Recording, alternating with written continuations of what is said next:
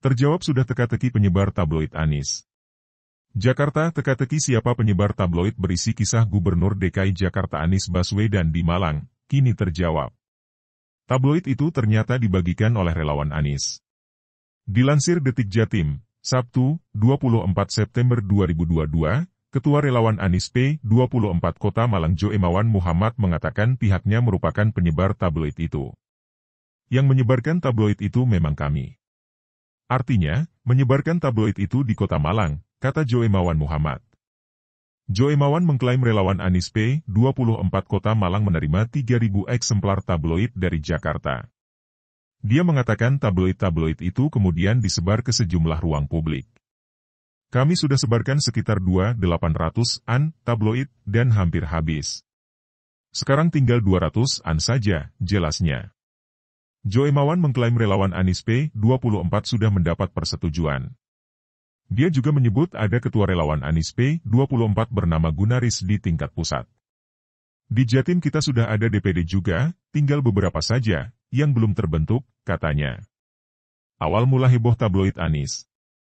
Tabloid KBA Newspaper itu berisi 12 halaman dengan edisi cetak 28 Februari 2022. Ada foto Anies Baswedan di cover tabloid dengan tajuk, "Mengapa harus Anies?" Semua konten tabloid itu mengulas soal Anies Baswedan. Tampak nama Ramadan Pohan sebagai founder, CEO pada box redaksi. Tapi tak ada alamat jelas kantor tabloid tersebut. Kami tidak tahu semua itu. Saya kan sedang kerja ya. Yang menyebarkan itu juga siapa kami tidak tahu, jelas Ketua Takmir Masjid Al-Amin, Sugeng Riyadi. Wali Kota Malang Sutiaji pun geram karena beredarnya tabloid berisi foto dan kisah Anies tersebut. Pemkot Malang pun akan mengeluarkan edaran untuk Dewan Masjid Indonesia, DMI, Kota Malang agar kejadian serupa tak terulang kembali. Jangan membawa dan menarik-narik urusan berbau politik ke tempat ibadah. Walaupun domainnya itu domainnya ibadah masing-masing, kata Sutiaji. Tabloid berisikan kisah Anies itu juga beredar di pasar tradisional, Kota Malang. Beberapa pedagang mengaku ada seorang pria yang membagikan tabloid KBA Newspaper berisi 12 halaman dengan edisi cetak 28 Februari 2022. Siapa yang menyebar tabloid itu awalnya menjadi misteri. Konfederasi Relawan Anies, Korean, meyakini penyebaran tabloid itu tak dikoordinir oleh Anies. Korean pun menyayangkan tabloid itu beredar di masjid. Secara umum saya setuju dengan Pak Wali Kota ini. Memang sebaiknya tak dibagikan di tempat ibadah meskipun sekarang kampus sudah dibolehkan menjadi tempat sosialisasi politik. Tetapi tempat ibadah memang sebaiknya tak menjadi tempat berpolitik praktis, kata Ketum Korean Ramli Rahim. Setahu saya banyak orang yang minta tabloid itu. Mereka sendiri yang berinisiatif membagi. Bahkan setahu saya, ada yang hanya dapat file, lalu cetak sendiri. Ini gerakan arus bawah, pengamatan saya. Bukan hanya tabloid, tapi stiker, spanduk, masyarakat buat sendiri, jelasnya. DMI buka suara. Dewan Masjid Indonesia, DMI, juga buka suara. Menurut DMI, masjid harus bebas dari aktivitas politik praktis. DMI mengaku akan membuat surat edaran agar masjid menjaga netralitas pada pemilu.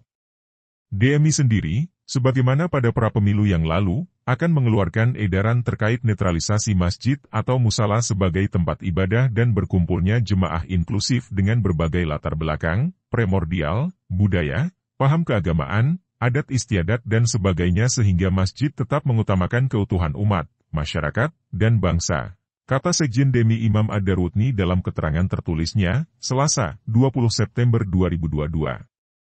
Imam mengaku belum membaca dan tidak memiliki tabloid seperti yang beredar di Masjid Al-Amin, Kota Malang. Namun, dia menilai tabloid itu beredar di luar masa kampanye pemilu 2024. Saat ini memang belum masuk masa kampanye seperti yang telah dijadwalkan KPU. Dia menilai beredarnya tabloid Anies itu masih sesuai dengan undang-undang. Pemberitaan fokus tentang Anies Baswedan, sejauh jika tidak berkait dengan kampanye dan saat ini memang belum memasuki masa kampanye politik dalam rangka power struggle atau perjuangan memenangkan suara rakyat dalam pemilu, saya rasa masih dalam koridor kaidah undang-undang pers atau aturan perundang-undangan lainnya, ujarnya. Nasdem nilai bukan curi start kampanye. Partai Nasdem menilai tabloid itu bukan termasuk upaya curi start Pilpres 2024. Anies merupakan salah satu bakal capres Nasdem. Selain Anies, Nasdem juga telah menyepakati Gubernur Jawa Tengah Ganjar Pranowo dan Panglima TNI Jenderal Andika Perkasa sebagai bakal capres.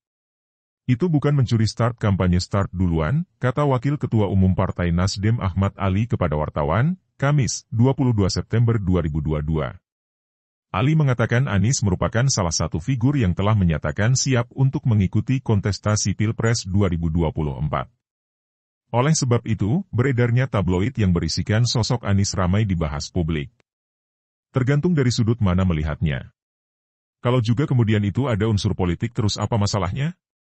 Tapi bagi kita melihat tabloid yang kemudian menjadi diskusi hari ini karena orang selalu melihat Anies adalah figur yang akan maju dalam kontestasi politik, jelas Ali. Bagi yang tidak suka Anies tetap melihat itu dari sisi lain. Orang yang suka Anies tanpa Anies melakukan apapun ya tetap menyukai Anies, tambahnya. PKS anggap semangat relawan. Ketua DPP PKS Mardani Alisera menilai hal itu belum termasuk kategori kampanye.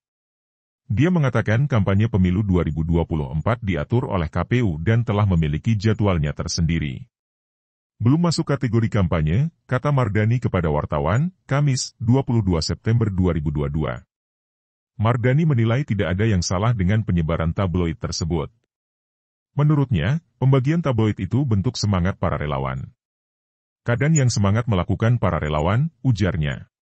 Juru bicara PKS Muhammad Khalid menyampaikan hal yang sama. Dia menilai tidak ada yang salah dengan isi tabloid itu selama berdasarkan fakta. Hanya, menurutnya, penyebarannya yang salah karena melalui masjid-masjid. Kurang pas ya memang kalau disebar di masjid, apalagi pas salat Jumat. Kalau dari sisi konten saya kira selama bersifat informasi yang valid, nggak masalah. Asal tidak ada hoax dan ujaran kebencian, ujarnya.